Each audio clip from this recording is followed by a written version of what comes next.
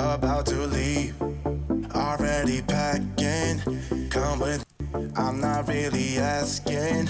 We'll get away to a place we don't know. You see the world in action, what we can be. No distractions, we'll get away. This is what we wait for.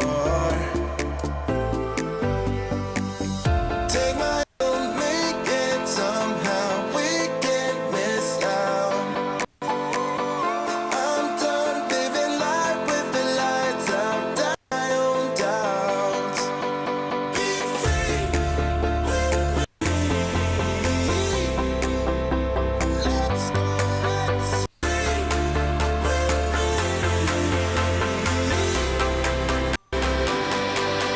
be free.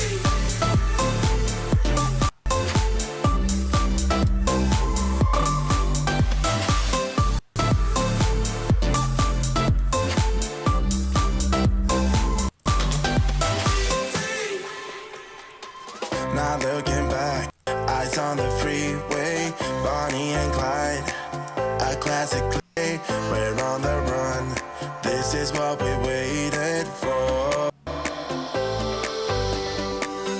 Take my hand, we'll make it somehow, we can't miss out. I'm done living life with the lights out, die with my own doubts. Be free.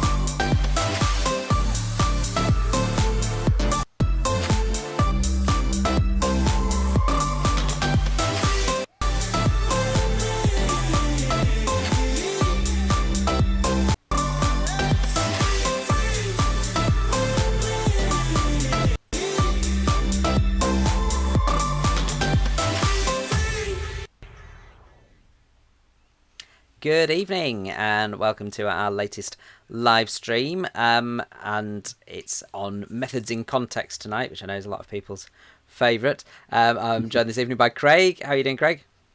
Hi, Duncan. Yeah, good to be back. Okay, great stuff. And we've got a range of activities to go through this evening, looking at different aspects of methods in context, or going through a couple of different methods in a context. And if you're watching live, then please do join in using the live chat window there, and we'll keep an eye on your comments, as well as joining in the activities. If you've got any questions about methods in context, do fire them in there as well. If you're watching later as the recording of this, which we know many of you do, then obviously you won't be able to join in the live chat, but you can give yourself a bit more time on the questions, pause the video, etc., and get involved that way. Okay, shall we kick straight off? Yeah, let's get started. It's a busy day today, so. Okay, so here we go. First activity is 5, 4, 3, 2, 1. Going to tell us about it, Craig?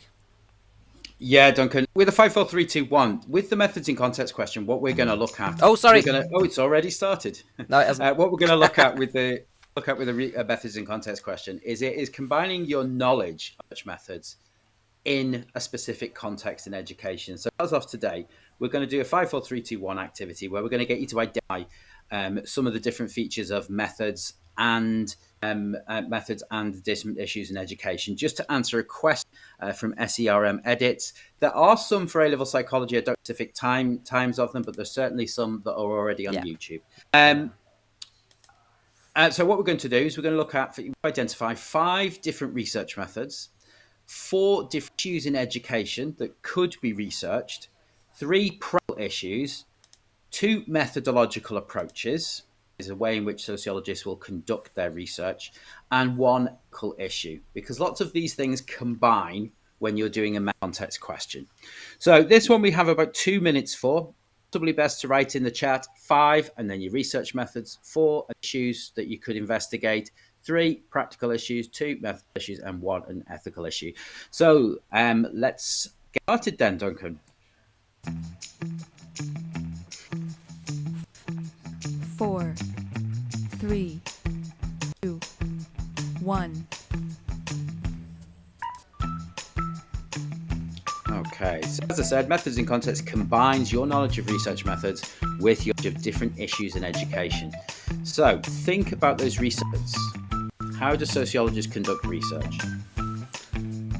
I'm sure we could all come up with some research methods. Five should be the easy one. Yeah. And then when we're talking using education, these are the things that you studied. These are the things that you've looked at when education before. These are the potential topic areas sociologists will do research on. So some sociological content there. Obviously our practical issues, they are our logical issues. Methodological issues, I've put 2 in there. There are 2 big ones that you would know. Hi, Lewis. Asked if you've got a voice changer on. I don't have a voice changer on. Do you mean me or Craig? We're having a little and bit one of ethical issue. Little bit of technical stuff. It's not like anonymous or whatever. Doing a voice changer. It's just I did make it sounded a bit more high pitched today, Duncan. So maybe I am doing. Yeah. Do I still sound a bit high pitched? Like Joe Pasquale? Not quite that bad. Like you've got a bit of a sore throat or something. Well, I might just have a bit of a sore throat. Yeah. Or perhaps you've sounds a little bit speeded up. 5. Well. That could 4, be happening. 3. Okay, 2, so let's 1. look at the research methods we might have and issues in education. He's feeling a bit shy today. Well, maybe a slight delay, of course.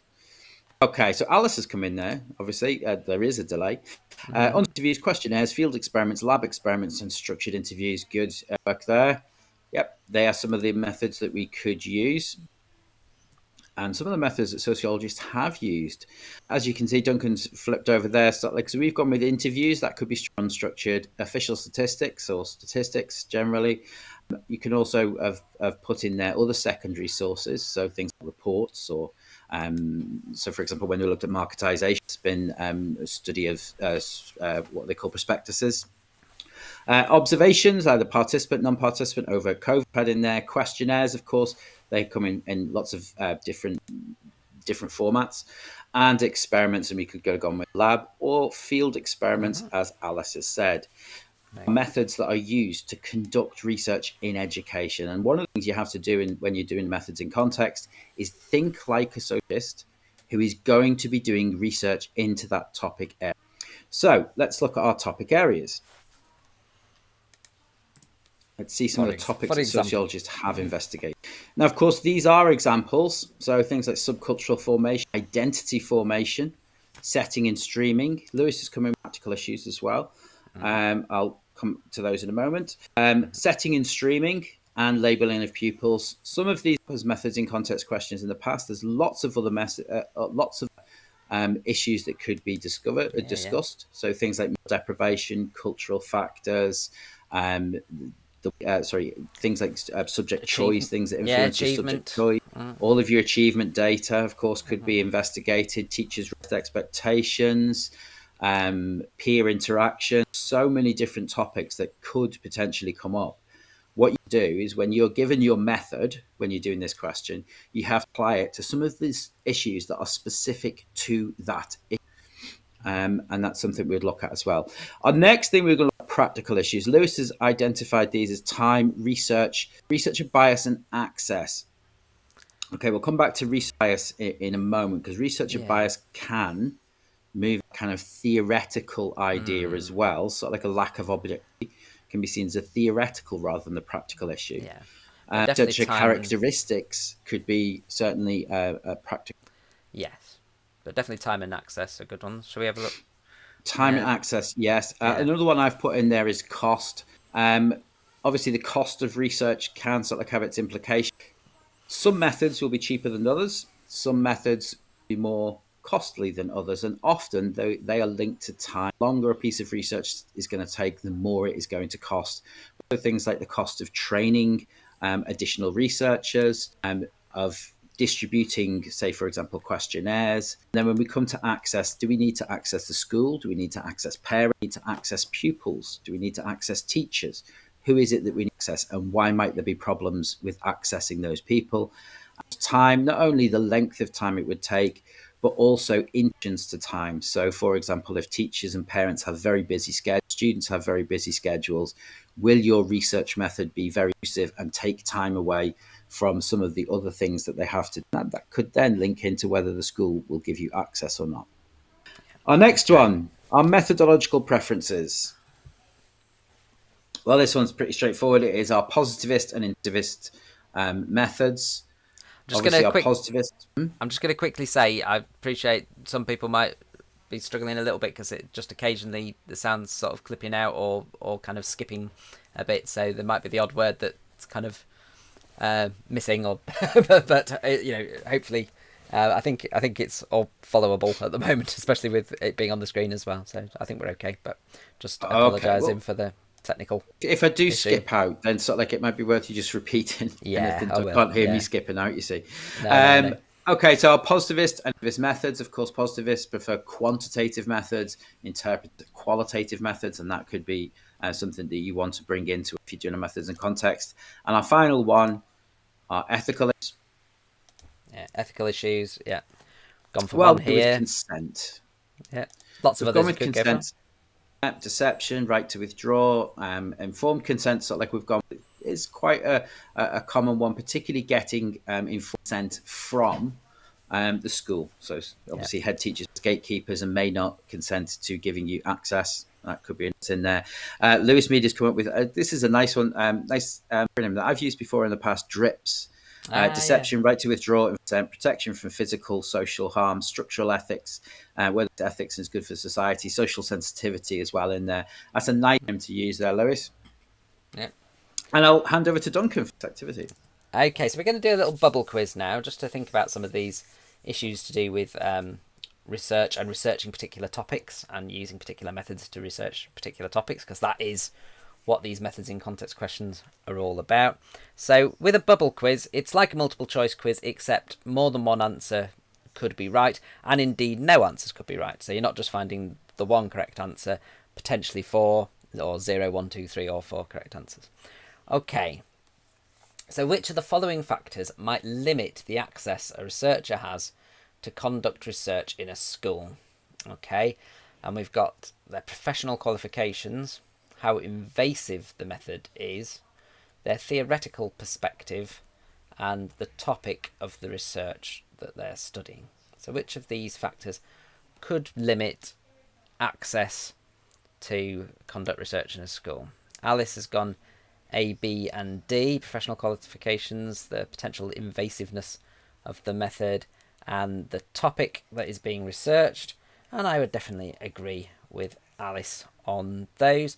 The theoretical perspective shouldn't really have an impact. I suppose in theory you might have someone saying, I don't want you to come and do Marxist research at my school or feminist research at my school, but it's unlikely to be an issue. But yeah, you might need certain qualifications if you're going to perform a particular role, if you're doing some sort of participant observation, for example. If the method's going to really be invasive, really interrupt the school's workings of the school, then that might be something that a head teacher decides they don't want to happen. And there'll be certain topics which people might think, we don't want that being researched in our school, either because it might show the school in a bad light, or people might feel that there'd be parents might not be happy with the topic, for example. Okay.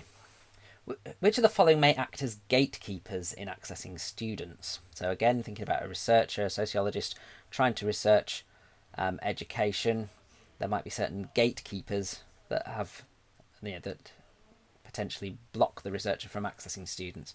Which of these could potentially act as gatekeepers? Gwoda said A, C and D, support staff, head teachers, parents. Yeah, particularly head teachers and parents. I mean, there might be a situation where support staff might have an issue, but it's generally going to be the decision makers in the school, such as the head teacher, and then also parents might say they don't consent for their kids to be involved. Okay, which of the following methods would be useful in examining teachers' attitudes to students? Okay, so imagine you were a sociologist, you were wanting to examine teachers' attitudes to students. Which of these methods could be a good one to use? Unstructured interviews, secondary sources such as reports, a covert observation, or that should say completion questionnaire. I do apologise, a little typo there. It's not self-competition, self-completion. Alice suggested unstructured interviews and covert observations. And yeah, Alice is right. Those two are good methods to use because you're going to get that sort of qualitative data. But you might be able to pick up some useful data from reports that teachers have written on students, etc. as well. That might give you some idea of attitudes towards particular students too. But yeah, well spotted. Which of the following would be an advantage of using unstructured interviews with students? So we're looking for an advantage of using unstructured interviews with students. So we've got status differences with the researcher, developing or observing trends and patterns in student behaviours, ability to develop a rapport with students, and ability to gain an insight into the students' experiences. Which of those might you say were advantages of using unstructured interviews with students? Alice again coming with C and D. You're on fire here, Alice. You're doing very well. Yeah, definitely unstructured interviews are a good opportunity to develop a rapport and gain insights. They don't provide the sort of data that can show trends or patterns. They're not going to give you useful quantitative data in that respect. And the status differences between the student and the researcher would be a disadvantage rather than an advantage. Okay, I think this might be the last one of these. Which of the following behaviours might teachers show if being observed by an outsider? So again, thinking about observations. If a teacher's being observed, might the teacher act aggressively, use impression management? If you're not sure what that term means, do ask in the chat window. Might they hide negative behaviours that they might normally show? May they act naturally, just as they always would do? What do we think?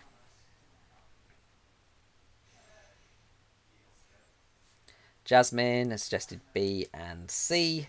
And yeah, those would be the main ones that we'd point out. So teachers are, and Alice said B and C as well. Teachers are particularly skilled at impression management.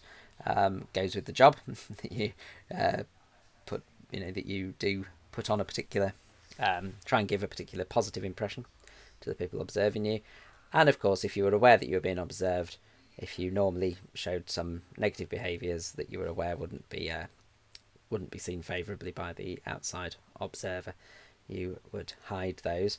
Of course, some teachers would probably argue that they do act naturally when being observed, but it's quite hard not to change your behaviour actually when you're being observed. You might sort of act naturally, but that's not quite the same as being natural, I suppose. And there's no reason to think that they would act aggressively, because that would kind of be showing some negative behaviours and failing to impression manage rather than the opposite. So well done, yeah, B and C. I'm going to hand back to Craig for a connection spinner. Okay, thank you, Duncan. What we're going to do is put all of these ideas together now, and we're going to do a connection spinner. We're going to spin the wheel, and we're going to link a research method to, and then what we're going to do is show you how you might explain to an exam how to do this, what might be a limitation of that method, investigating that specific situation. So we've around the outside, we've got a series of topics. We're going to focus on unstructured interviews for this activity. So we will spin, and where will it land? Will it land in racialized expectations, anti-school subcultures, identity formation, educational, or the labeling of pupils or setting in streaming?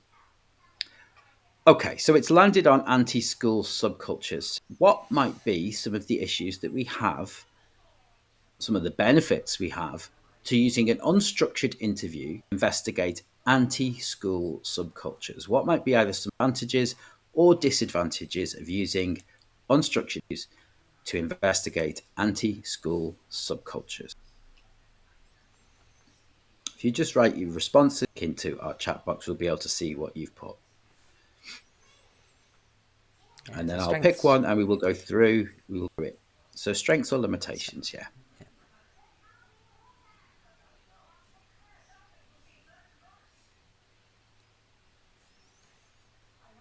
I got an idea or two from the previous activity. A couple of the concepts referred to there could come in here. Yep.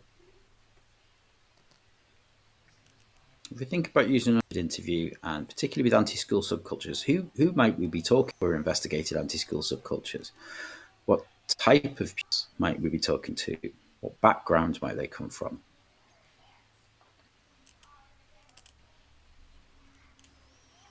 Okay, let's see some of the things I've put up. Yeah. This is a clue. So one issue might be access, and we'll look at that in a moment. Another would be developing a rapport with the students. Unstructured interviews, we know you can develop a rapport. Might it be useful to develop a rapport with anti-school subcultures or pupils from school subculture? Sample size, well, we could look at that and suggest that, that might have an impact. Using unstructured interviews tends to be a sample that we use. A small sample. And Sorry, I'm just filling in the odd missing word. Yeah. And then a disrupt education. Well, of course, unstructured interviews can be quite intrusive methods. Therefore, students may be needed to be taken out of class, and they may need spoken to. How do we actually interact with those and the disruption to education? What we're going to look at now is we're going to take one ideas, and we're going to complete a chain of analysis. How we can discuss taking this idea. So we've got unstructured interviews allow researchers to develop a rapport. What we've ended this with is it improves the validity of responses. What we want you to do is to fill in how or why developing a rapport with a certain group of people, particularly those who are in anti-school subcultures, might be some of the issues or what might be some of the benefits to deal and using an unstructured interview in those. If we reveal the first, just give you an idea of what we mean. So what I might do is if I'm writing this as a paragraph, I might start with unstructured interviews allow researchers to develop a rapport. And then I would discuss useful when dealing with anti-school subcultures. So I've linked in the issue here. So what I'm discussing is not only am I discussing, I'm discussing the issue as well. Why might it be useful dealing with anti-school subcultures?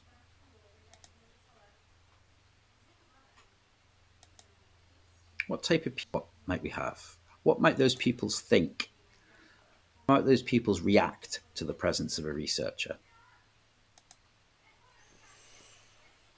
Because you'll often find that students will do quite a general answer to this, because obviously, it could be a good thing to develop a rapport in any research that you're doing, but you need to try and make it really clearly linked to the topic. And it is particularly useful to develop a rapport with students who might be anti-school,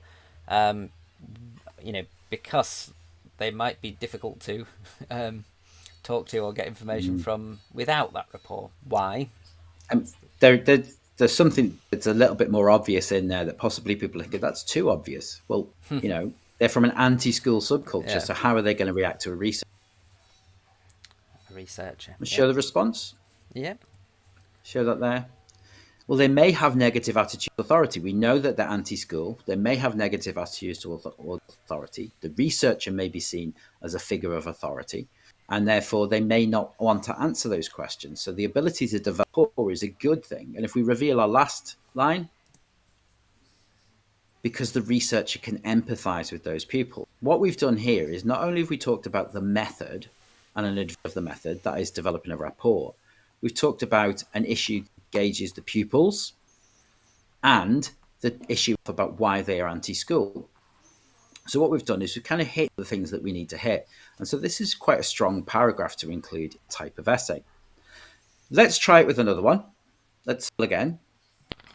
Again, we're going to look at unstructured interviews. So we know the limitations of unstructured interviews, but what are we going to focus on now? Okay, racialized expectations. We'll focus this on racialized expectations. Why might using unstructured interview be either a good thing or a bad thing with teachers when investigating teachers' racial expectations? think about who you might be interviewing. Think about how they might act in that interview.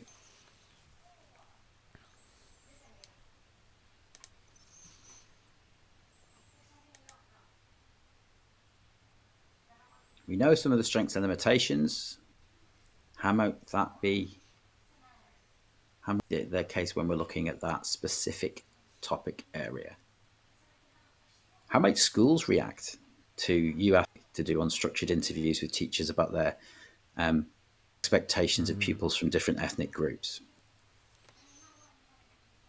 How might the teachers react to being asked about what might happen to their behavior?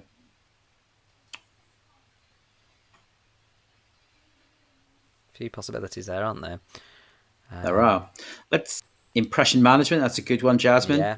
Definitely impression management. Impression management is a term we usually associate with observations, but certainly the crux of kind of what you're talking about there with impression management is they will change their behavior when they're talking to a researcher.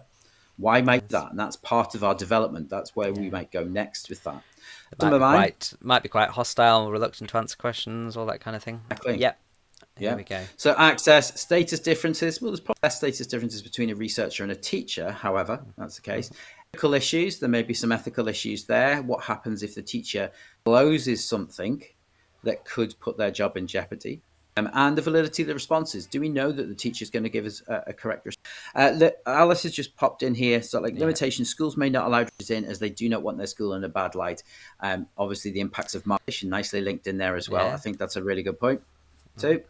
And let's see where we're going to go with this. So, with our stepping stones activity, I've picked up on the access to participants, and Alice, you may have already this activity here, but there's another way we could look at this. Say, well, it has a smaller sample size because we've got access. Why might the sample size be smaller? Why might we be less able to realize it? Well, Alice has talked there about sort of like the schools not wanting to be in a bite, and that's not a bad route to go down. Mm-hmm. Shall we look at the idea point? of let's reveal number 2? Yeah. Maybe a limitation when looking at expectations. Yeah, so immediately linked it to the topic, which is what you should do. Yeah. Now, at the moment, that is dated, though. We've not actually said anything really more about racialized expectations. No. We might want to develop that point and sort of like say, well, why might it be a limitation? And I think that's Alice's point. It's probably the strong, a good way of making that point, isn't it? Making that link. If we look at the third point, we'll probably see what Alice has done. Yeah. Might not provide access to teachers, and why might they not provide teachers? Let's go with number 4. We worry about being perceived to display prejudicial views, and therefore the size may be smaller and less able to generalize. Of course, that's just one of them you could make for that. There's another good one that Jasmine made about impression management. May change their opinion because having racial expectations of pupils could potentially be an offence that gets trouble, and therefore they either may be less likely to start, or you will have an impact on the validity of responses, that they're giving you true responses. Yeah. So well done to Jasmine, who kind of who got their answers in there. Well done, Jasmine and Alice. Yeah, very good. Okay, so come back to the I'll come back to the studio, as we call it. Some really good responses there. Yeah, really good responses. Particularly, I never should do this because I'll miss someone out. But Alice, Jasmine, Gwoda, Lewis. All I think they were the main ones who got involved. That's great. Thank you very much for doing so. If you've found this useful and you haven't already done so, if you could click the thumbs up button, then that helps other people find these videos. And if you don't already, if you can click the little bell, you get notifications of when we are next live. We're actually going to have a couple of weeks off now because we're off around the country on our Strong Foundations tour.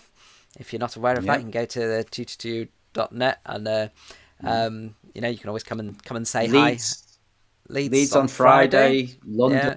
London early part of next week. Yeah, London Birmingham, Tuesday, Wednesday, Birmingham, Manchester. Yeah, so if you're able, you might be coming anyway. If you're not and you're able to, if school's amenable to you coming and doing some sociology for a day, you can always come and say hi. It would be nice to see you. So it's going to be a couple of weeks, but the next time we join you, which will be in December, I think it's 13th, is it? 13th of December it is, I think, yeah. Yeah, we're going to be doing our festive blast. So we'll be doing a range of sociology topic areas, core topic areas, with there'll be the odd Santa and reindeer and snowman and Christmas cracker and stuff on there, just to sort of keep it. I actually opened festive. I actually opened one of the Tutor to You Christmas quizzes in a coffee shop, and the music was very loud. Excellent. And so that's what you want. Caught lots of people sort of off guard. Yeah, we want some sleigh bells. Yeah, there'll be all of that. So that's to look forward to for the 13th. In the meantime, thanks very much, Craig. I'm going to see you tomorrow. When we're off on our tour, and we'll see the rest of you on the 13th. So unless we see you on the tour. Okay, cheers, guys. Thanks very much. Thanks, Craig. Bye. Bye.